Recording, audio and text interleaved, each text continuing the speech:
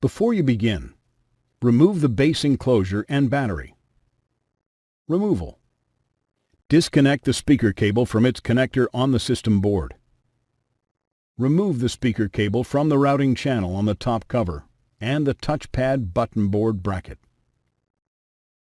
Remove the two 6mm P1 Phillips head screws that secure the speakers to the top cover. Lift the speakers off of the alignment pins on the top cover and remove.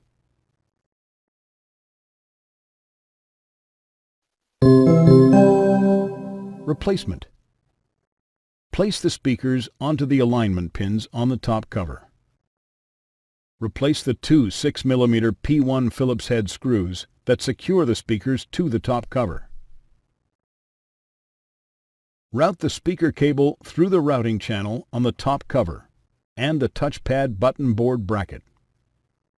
Connect the speaker cable into its connector on the system board.